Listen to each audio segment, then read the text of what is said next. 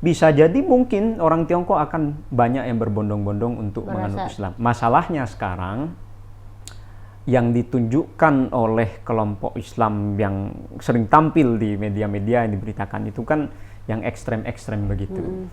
Corak keislaman Muslim Tiongkok itu mirip dengan Islam Nusantara. Citra Islam jadi tercoreng karena ulah segelintir ini. Xi Jinping itu bilang bahwa kita ini harus mencanangkan Islam Tiongkok.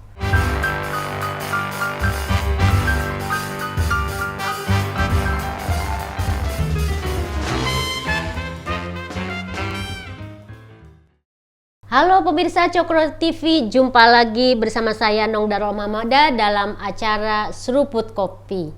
Nah, lagi-lagi kita kedatangan Mas Novi Basuki. Mas Novi adalah seorang santri Nurul Jadid ya dulunya yang studi S1 sampai S3-nya itu di negeri China. Kalau pemirsa Cokro TV mengikuti wawancara sebelumnya, beliau ceritakan semua pengalamannya bagaimana studi selama 10 tahun di negeri yang katanya komunis gitu. Tapi itu kita udah obrolin ya, kita nggak ngobrol itu lagi.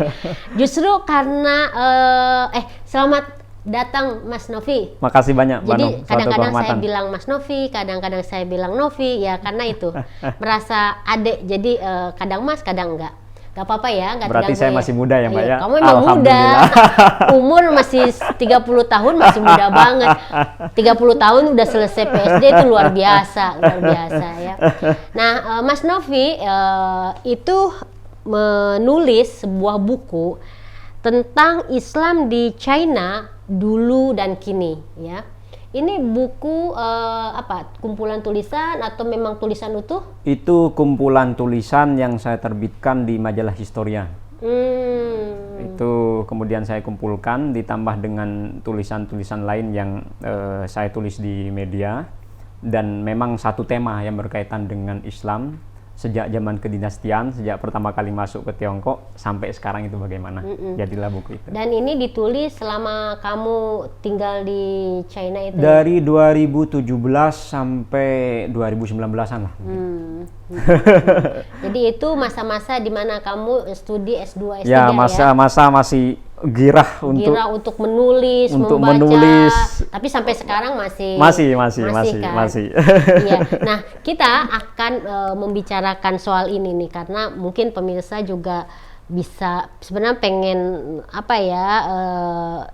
tertarik gitu atau penasaran apa sih sebenarnya gimana sih Islam di China dulu dan kini tuh. Terus kan kita juga melihat banyak sekali berita di negeri kita ini kan soal misalnya soal kasus Uighur ya, yang dibilang bahwa pemerintah China itu sangat menindas umat Islam gitu kan. Nah, kita mulai dari mana dulu nih? Sejarahnya dulu kamu ceritakan atau mau langsung lompat ke yang sekarang gimana gitu, yang kontemporer gimana? Terserah deh gimana. Aduh, kalau dikaji secara rinci nggak ada yang beli buku saya nanti, Mbak. Enggak, tetap harus baca dong. Ini juga bagian dari promo kan. Cuma kalau dari segi sejarahnya, Islam itu pertama kali masuk ke Tiongkok katanya pada tahun 651 Masehi. Cuma ini masih ada berbagai macam versi. Secara resmi yang tercatat di kitab-kitab kedinastian itu 651 Masehi, di mana pada saat itu masih diperintah oleh dinasti Tang. Pada saat itu banyak saudagar-saudagar dari Arab, dari Persia yang berdagang ke Tiongkok yang pada waktu itu masih dikuasai dinasti Tang itu. Dan kemudian mereka tinggal di Tiongkok dalam kurun waktu yang cukup lama. Kemudian menikah dengan orang-orang lokal sehingga terbentuklah suatu komunitas, suatu suku yang sekarang kita kenal sebagai suku Hui. Nah, itu yang penyebaran Islam terhadap suku Hui, yaitu lewat perdagangan dan kawin-mawin tadi. Beda dengan penyebaran Islam yang ada di Xinjiang sana, yang sekarang dihuni oleh mayoritas suku Uighur.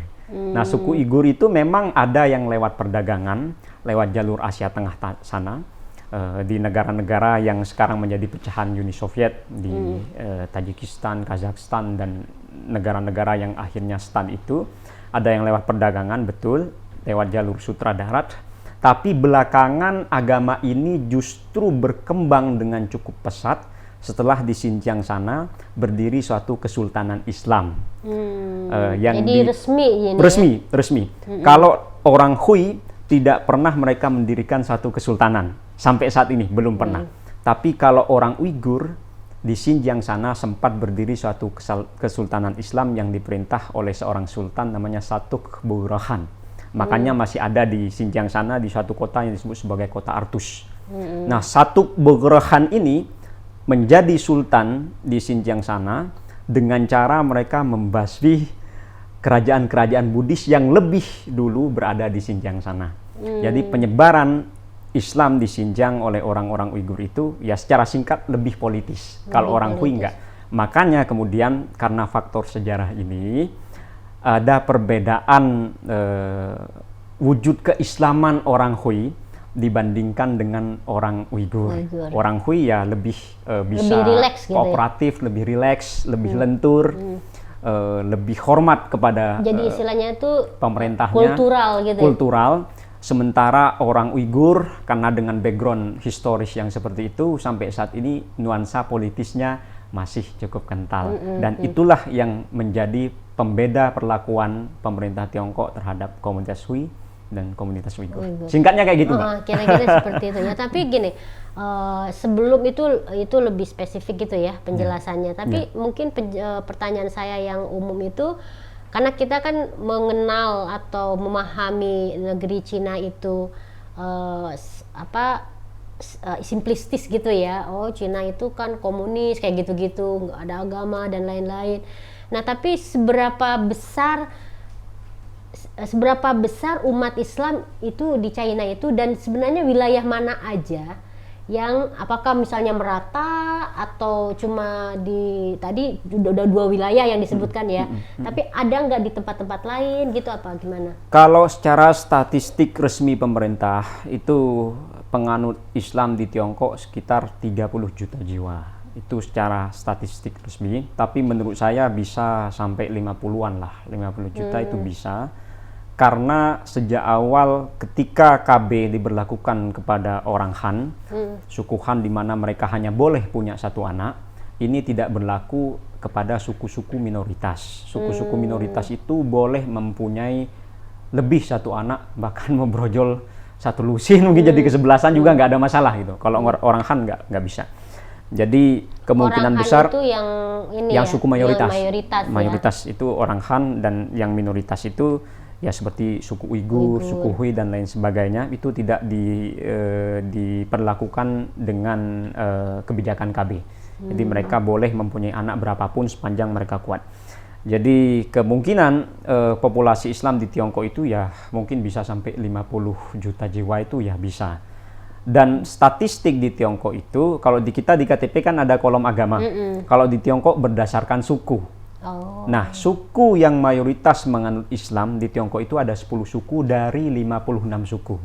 10 suku dari 56 suku ada yang mayoritas itu menganut Islam. Ya tadi suku Hui, ya suku Uighur, suku Kazakh, dan lain sebagainya. Dan populasinya itu memang masih menumpuk di Tiongkok bagian barat laut atau yang disebut sebagai Xipei Diqi, seperti di Xinjiang tadi, kemudian di Gansu, di Ningxia, dan misalnya Xinjiang itu bahkan dijadikan sebagai otonomi khusus orang Uighur yang mayoritas menganut Islam, dan kemudian di Ningxia dijadikan daerah otonomi khusus untuk suku Hui yang mayoritas juga menganut Islam. Tapi orang-orang ini karena kebutuhan ekonomi, jadi mereka mulai menyebar juga, mulai sporadis. Misalnya kerja di Kanton, di Guangdong, di Guangzhou, di tempat saya menimba ilmu, kerja di Xiamen, kerja di tempat-tempat lainnya di Shenzhen. Itu biasanya mereka buka warung mie, restoran halal. Jadi sudah mulai menyebar. Menyebar lah. Ya, cuma memang mayoritas masih terkonsentrasi di daerah Xinjiang dan Ningxia itu, dan di Gansu di daerah Tiongkok bagian barat laut itu. Nah, ini kan bisa dibilang umat Islam itu minoritas lah ya, karena total kira-kira katakanlah kamu bilang 50 juta dari 1 miliar. 1,4 miliar. 1,4 miliar penduduk China, penduduk Tiongkok gitu. Nah, biasanya kan kalau yang namanya minoritas itu suka diperlakukan diskriminatif ya, Novi. Nah itu ada nggak seperti itu perlakuan dari pemerintah gitu? Sempat terjadi di suatu masa penganut agama itu memang ditindas, dan itu sudah diakui juga oleh pemerintah Tiongkok. Itu terjadi pada rentang waktu tahun 66 sampai 76 ketika Partai Komunis Tiongkok itu memberlakukan apa yang disebut sebagai revolusi budaya. Itu memang masa-masa kalut, masa-masa intoleran, masa-masa gila lah itu sudah memang. Karena yang dijadikan tolok ukur kebenaran satu-satunya hanyalah fatwa dari Mao Zedong. Dan Mao Zedong itu mengklaim bahwa agama atau ajaran-ajaran lainnya itu yang tidak sesuai dengan ajaran komunis yang dipraktikkan oleh Mao Zedong sebagai salah satu dari 4 barang usang. Nah, agama itu barang usang yang mesti diganyang, harus digantikan dengan pemikiran yang lebih revolusioner, kata Mao Zedong pada saat itu. Sehingga terjadi vandalisme, membabi buta terhadap semua bangunan-bangunan keagamaan dan semua tokoh-tokoh keagamaan. Jadi bukan hanya saya sebut Islam, semua, betul, iya, bukan hanya Islam, tapi bahkan semua yang beragama di situ ya. Bahkan termasuk ajaran yang berasal dari falsafah filsuf Tiongkok sendiri, misalnya Konfusianisme. Saya pernah pergi ke Shantung. Di Shantung itu ada satu kecamatan yang disebut sebagai Chifu. Chifu itu adalah tempat lahirnya Konghucu dan tempat Konghucu disemayamkan. Itu luas sekali, berhektar-hektar, dan di depan pintu masuk itu, begitu masuk pintu gerbang, itu ada museum yang menyimpan peninggalan-peninggalan bersejarah dari Konfusius. Termasuk diantaranya peninggalan-peninggalan bersejarah yang dihancurkan, yang dipotong, yang dihancurkan oleh pengawal merah yang taklid buta kepada Mao Zedong tadi. Jadi tidak hanya Islam, atau tidak hanya Kristen, atau tidak hanya Buddhis dan lain sebagainya, bahkan ajaran yang berasal dari negeri Tiongkok sendiri pun diganyang pada saat itu. Bahkan termasuk juga penganut komunis yang tidak sepaham dengan Mao Zedong. Deng Xiaoping, bapak reformis Tiongkok, diganyang habis juga. Liu Shaoqi sampai meninggal juga diganyang oleh Mao Zedong karena dianggap berseberangan ajaran komunismenya. Sempat terjadi masa-masa kalut seperti itu, dan sudah diakui oleh pemerintah Tiongkok ketika pada tahun 1982 dikeluarkan suatu dokumen yang disebut sebagai dokumen nomor 19, Sejiu Hao Wenjian. Di sana kurang lebihnya disebutkan bahwa apa-apa yang kami lakukan pada masa kalut revolusi budaya selama 10 tahun berupa penghancuran terhadap rumah-rumah ibadah, berupa penggasakan terhadap tokoh-tokoh agama itu tidak benar. Dan itu tidak boleh dilakukan lagi. Bahwa tidak boleh terjadi lagi. Bahwa sejak saat ini dan sampai masa yang akan datang, pemerintah Tiongkok itu mesti menjamin kebebasan rakyatnya untuk menganut agama dan untuk tidak menganut agama. Ya, kita memang punya konstitusi serupa yang menyebutkan bahwa kita bebas menganut agama, tapi kalah revolusioner. Tiongkok kan punya kebebasan untuk tidak menganut agama, kita masih belum. Bahkan punya. Yang untuk tidak beragama pun diakui gitu ya. Di Tiongkok diakui. Nah, sejak saat itu tertuang di konstitusi, tapi di konstitusinya itu pasal 36 itu disebutkan bahwa negara itu melindungi aktivitas keagamaan yang normal. Bahasa konstitusinya disebut sebagai 正常的宗教活动. Aktivitas keagamaan yang normal. Yang jadi pertanyaan sekarang, aktivitas keagamaan apa yang normal? Dan aktivitas keagamaan yang bagaimana yang tidak normal? Nah, itu sampai saat ini saya melihat pemerintah Tiongkok masih belum punya produk hukum turunan yang menjelaskan secara konkret kategorisasi apa suatu aktivitas keagamaan dikategorikan sebagai normal dan tidak normal. Cuma yang sering didengungkan oleh pemerintah, yang tidak normal itu adalah aktivitas keagamaan yang campur aduk dengan politik. Aktivitas keagamaan yang gampang mengkafir-kafirkan, aktivitas keagamaan yang ekstrem, yang radikal itu yang dianggap sebagai tidak normal. Sepanjang tidak seperti itu, maka menjalankan keagamaan di Tiongkok tidak ada masalah sama sekali. Jadi mungkin sebagai gambaran bahwa di Tiongkok itu ada nggak seperti misalnya di Indonesia pengakuan terhadap berapa agama gitu? Oh iya, ada. Nah Ada. itu berapa agama aja yang diakui Islam, sebagai agama negara Islam, gitu, Kristen, Buddha, Konfusius, Konghucu kan tidak dianggap sebagai agama. Katolik itu juga diakui di Tiongkok sana. Tapi memang sekarang itu saya lihat pertumbuhan penganut agama yang paling banyak itu adalah Kristen. Katolik khususnya itu banyak sekali karena dilihat bahwa agama ini sebagai lambang kemajuan. Kristen dan Katolik Ya, ini. dilihat ya Amerika kan mayoritas menganut agama ini, dan Amerika sampai saat ini kan walau seberapa maju pun Tiongkok kan masih belum bisa menyalip mereka dari segi teknologi, dari segi militer dan lain sebagainya. Makanya agama ini banyak dianut oleh orang-orang Tiongkok karena tadi melihat Amerika atau Eropa yang menganut agama ini kok maju semua.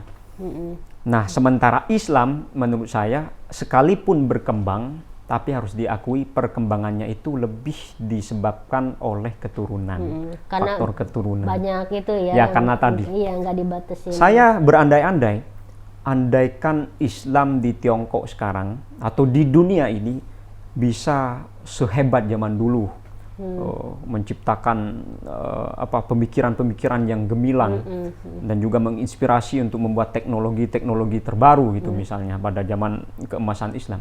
Bisa jadi mungkin orang Tiongkok akan banyak yang berbondong-bondong untuk menganut Islam. Terinspirasi. Masalahnya sekarang yang ditunjukkan oleh kelompok Islam yang sering tampil di media-media yang diberitakan itu kan yang ekstrem-ekstrem begitu. Jadi Islam ini ya kalaupun tadi saya sebut ada penambahan dari segi populasi, ya lebih didorong oleh karena keturunan tadi. Jadi lebih sifatnya kuantitatif. Secara kualitas masih belum kayaknya. Ya kita nunggu, mungkin wajah kita bisa berubah dulu gitu ya. Nah, yang kamu alami sendiri selama 10 tahun di Tiongkok itu, Islam di Tiongkok itu seperti apa? Saya melihat corak keislaman Muslim Tiongkok itu mirip dengan Islam Nusantara. Oh ya. Iya, mirip dengan ya kita sebut NU. Islam Indonesia lah ya.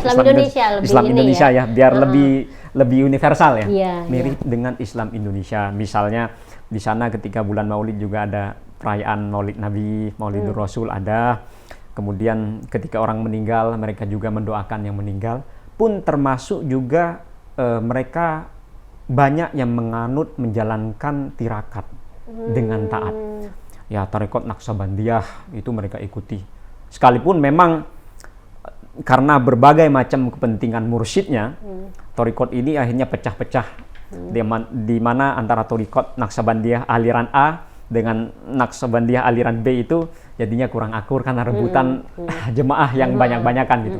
Ada seperti itu. Makanya corak keislamannya saya melihat memang ya mirip-mirip dengan corak Islam yang sedang kita jalankan di Indonesia ini. Tapi kamu tadi sempat bilang bahwa ada misalnya tren bahwa untuk agama Katolik dan Kristen di China itu malah semakin bertambah karena inspirasinya itu ya, kayak mereka itu kok maju kayak gitu-gitu. Sementara Islam lebih banyak dicitrakan oleh media juga, dan juga memang kejadian yang benar-benar nyata soal terorisme dan radikalisme. Nah, apakah di China juga pengaruh soal kayak radikalisme, soal terorisme itu masuk nggak? Masuk. Kita ambil contoh misalnya di Xinjiang sana. Xinjiang ini luas sekali, makanya saya sering... Xinjiang ini bisa dibilang sebagai... Xinjiang ini adalah wilayah 1/6 wilayah China, luar biasa besar, karena saking besarnya itu Xinjiang dibagi menjadi 2 wilayah, ada Xinjiang Selatan, ada Xinjiang Utara, di mana yang membilah 2 wilayah ini adalah suatu gunung yang sangat terkenal, disebut sebagai Gunung Tianshan kalau bahasa Mandarinnya, atau bahasa Uigurnya disebut sebagai Gunung Tengritah. Tengri ini adalah Tuhannya orang Uighur sebelum menganut Islam. Disebut sebagai Tuhan Tengri. Nah, di Xinjiang bagian utara karena berbatasan langsung dengan Kansu, yang mana Kansu juga mayoritas atau banyak rakyatnya yang menganut Islam, suku Hui, dan juga sudah metropolitan, perdagangan dengan mereka lancar sekali. Akhirnya ya sudah keislamannya relatif moderat. Sementara yang Xinjiang bagian selatan, karena berbatasan dengan negara-negara pecahan Uni Soviet yang belakangnya stan-stan, dan lebih ekstrimnya lagi berbatasan langsung dengan Afghanistan, di mana Afghanistan dikuasai oleh Taliban 1.0 dan sekarang 2.0, tapi kayaknya nggak banyak berubah ya. Berubah ya, bukan nggak banyak berubah, nggak berubah. Nggak berubah ya. Itu ada satu koridor yang nyambung langsung dengan Xinjiang Selatan, namanya koridor Wahan. Koridor Wahan ini dulu... Itu darat maksudnya ya? Darat. Koridor Wahan ini sekalipun ekstrem sekali medannya, tapi dari dulu memang dipakai oleh kombatan-kombatan Uighur yang ingin mendapatkan pelatihan dari Taliban dan orang-orang Taliban yang hendak melatih orang-orang Uighur di Xinjiang sana. Jadi paham-paham ekstremisme di Tiongkok itu, utamanya di Xinjiang bagian selatan ini, subur sekali sebenarnya. Subur sekali. Makanya sering kali terjadi aksi penyerangan, sering sekali terjadi aksi pengeboman, dan orang-orang yang seperti itu yang digencet oleh pemerintah. Ya. Jadi maksudnya justru berita-berita yang keluar dari negeri China terkait Islam itu berasal dari Xinjiang Selatan ini. Xinjiang Selatan ini, karena memang dari segi historis tadi di daerah ini sempat berdiri kesultanan, dan kemudian tahun 1920-an juga sempat punya pemerintahan tersendiri yang disebut sebagai Republik Islam Turkistan Timur, dan kemudian 10 tahun kemudian sempat berdiri lagi pemerintahan independen yang disebut sebagai Republik Turkistan Timur. Hilang Islamnya karena republik ini didukung oleh Uni Soviet yang merupakan dedengkotnya komunisme. Tapi ya dengan sejarah yang seperti itu, yang punya pemerintahan independen, mereka itu yang utamanya Xinjiang Selatan ini, ada kelompok-kelompok tertentu yang menginginkan Xinjiang bagian selatan khususnya untuk bisa memisahkan diri dari Tiongkok sana. Tapi yang repot itu ya citra Islam jadi tercoreng karena ulah segelintir ini. Dan pemerintah Tiongkok karena paham yang mereka anut adalah paham kolektivisme, di mana mereka lebih mengedepankan kebersamaan. Ya sudah, disikat aja ini orang-orang ini daripada mengacau orang lebih banyak lagi gitu. Jadi maksudnya meskipun mereka menginginkan kayak semacam sebagai negeri terpisah gitu dari Tiongkok, itu tetap oleh pemerintahnya itu dipertahankan. Kenapa? Alasannya itu apa? Kenapa nggak misalnya ya udah lu ngaco terus gitu kan, dan masyarakatnya pengennya terpisah, udah bisa aja gitu kan? Ini perpolitikan dunia ya. Ada berbagai macam faktor yang ada di belakang itu, dan ada berbagai macam negara yang juga bermain di sana. Dulu Uni Soviet juga sempat bermain, Inggris sempat bermain, bahkan Turki sempat bermain, Amerika juga belakangan ikut bermain di sana. Jadi untuk melepaskan wilayah ini, wah itu suatu geopolitik yang terlewat sulit lah untuk ya udah lepas saja gitu. Tapi yang menarik untuk kita bahas sebenarnya adalah bagaimana perlakuan pemerintah Tiongkok terhadap orang-orang yang ekstrem ini, atau orang-orang yang ingin memisahkan diri wilayahnya dari Tiongkok dengan menggunakan panji-panji agama dengan tujuan politis yang seperti itu. Sempat terjadi pada suatu masa tahun 90-an, seorang gubernur Xinjiang, seorang sekjen Partai Komunis Tiongkok namanya Wang Lechen. Wang Lechen itu dikirim ke Xinjiang sana dengan kondisi Xinjiang lagi kacau balau karena sering terjadi pengeboman yang dilakukan oleh kelompok separatis yang disebut sebagai ETIM, East Turkestan Islamic Movement.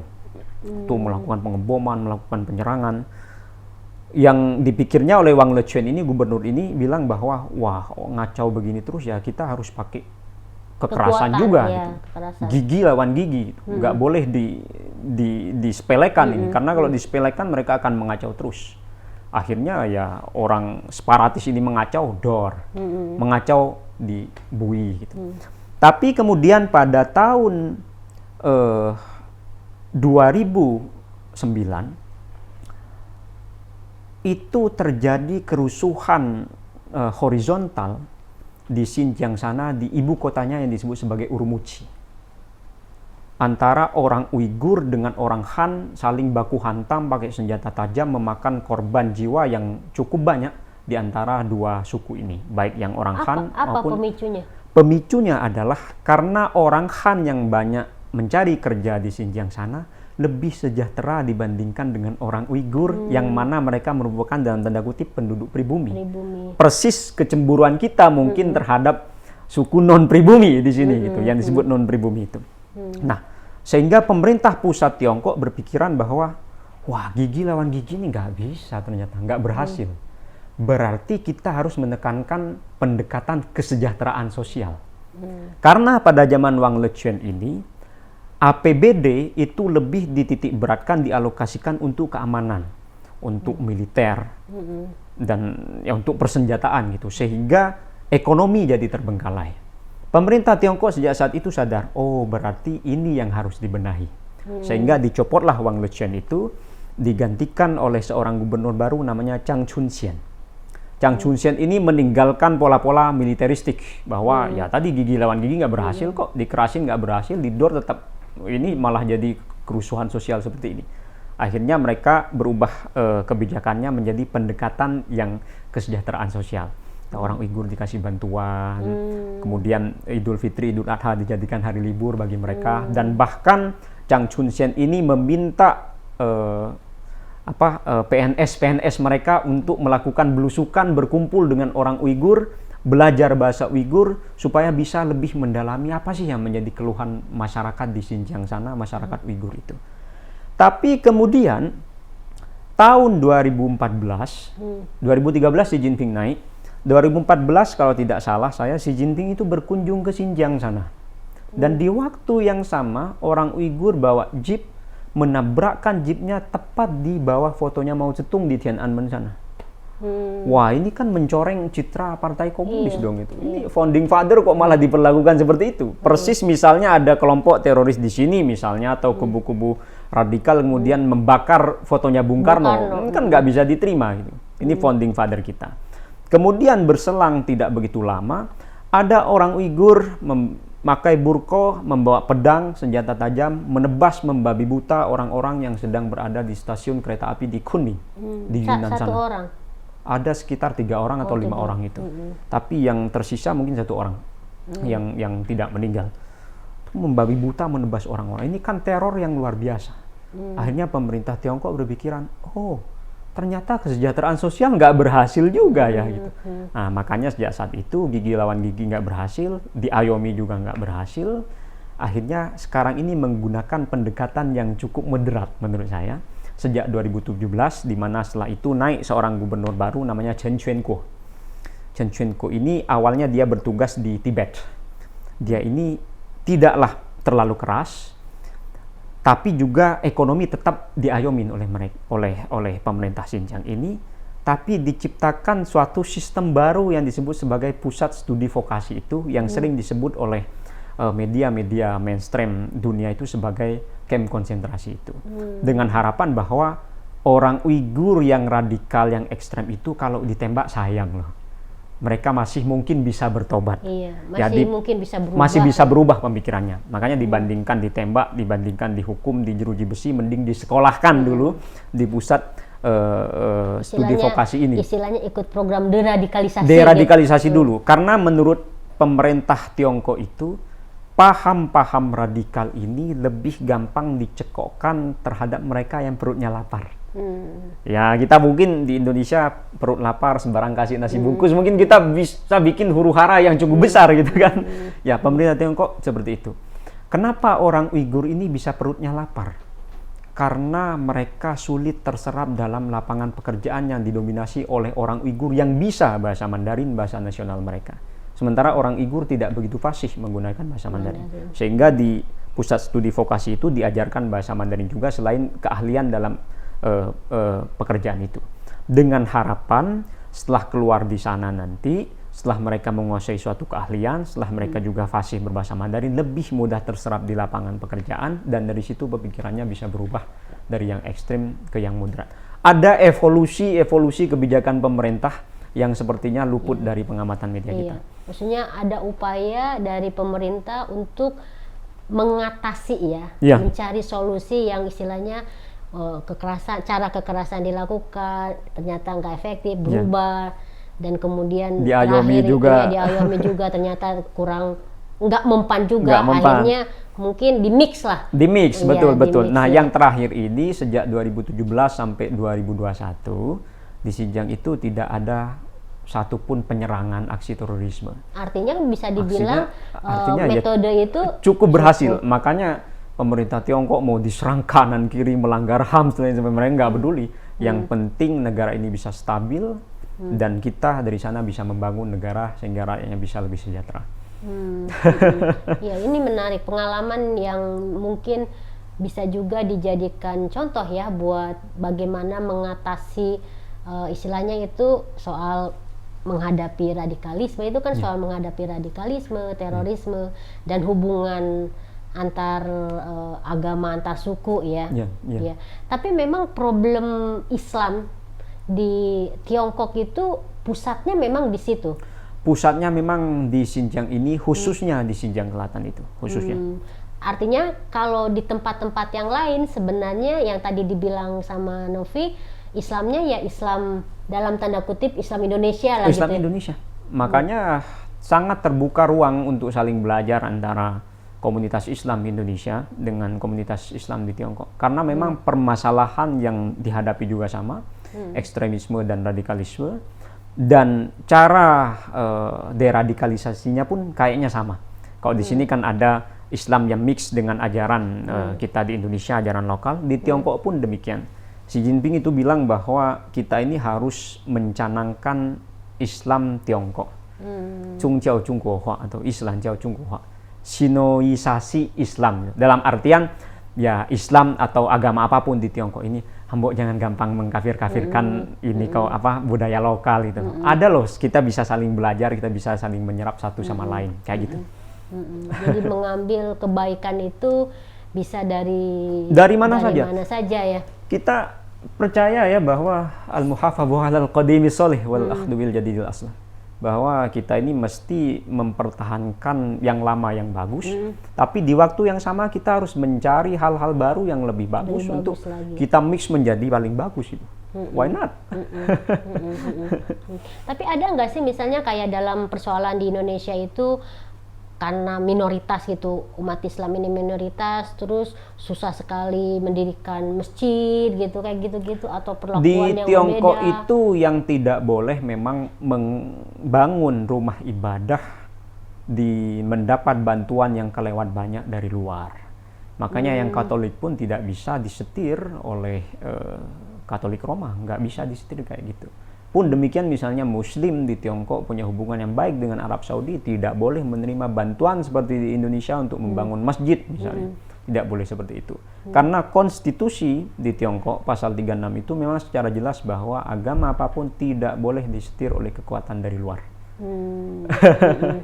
Sepanjang tidak begitu, aman-aman saja. Cuma karena citra Islam ini memang ya kita akui tercoreng oleh oknum-oknum yang kayaknya lumayan banyak ya masalahnya oleh oknum-oknum yang begitu. Jadi akhirnya tercoreng. Saya masih ingat betul terhadap khutbah imam masjid di Xiamen ketika saya masih kuliah di Xiamen dulu. Pada hari Jumat beliau bilang bahwa bahwa kita ini sebenarnya mencoreng diri kita sendiri ya dengan tidak menampakkan akhlakul karimah terhadap orang-orang yang lain gitu. Padahal Nabi kan diutus untuk makarimal akhlak kan, untuk memperbaiki umat manusia. Kita tidak menunjukkan itu, jadinya kita tercoreng oleh diri kita sendiri. Itu poin yang bagus banget ya. Jadi mengembalikan lagi kepada tujuan semula dari Islam itu ada kan, gitu. Nah justru tindakan-tindakan yang dilakukan oleh misalnya sekelompok di Uighur itu, atau juga di belahan dunia yang lain gitu tentang Islam yang radikal, yang teroris itu justru tidak sesuai dengan tujuan Islam itu sendiri. Iya.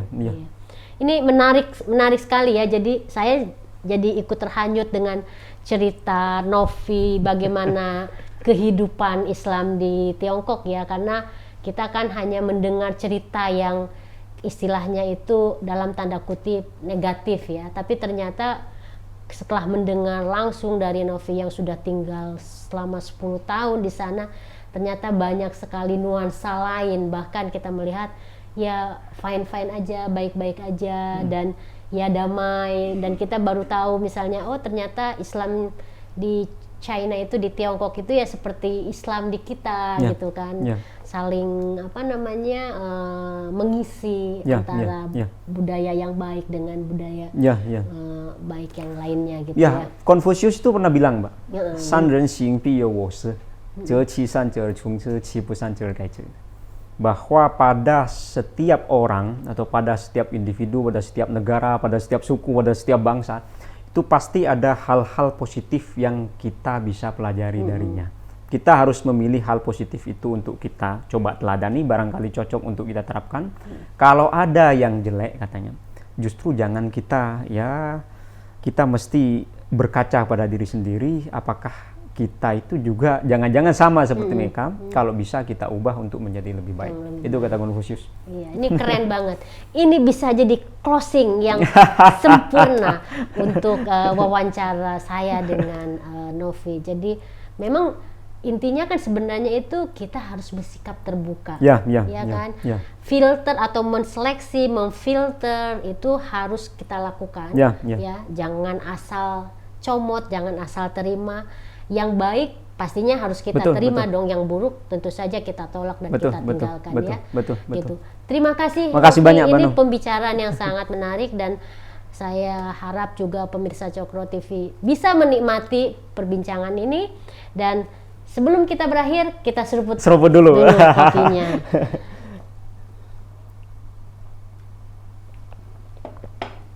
Oke, pemirsa Cokro TV, terima kasih untuk perhatiannya. Sekali lagi terima kasih banyak, buat Novi. Dan kita akan ketemu lagi dalam seruput kopi berikutnya. Salam. Dadah. 再见，谢谢。谢谢。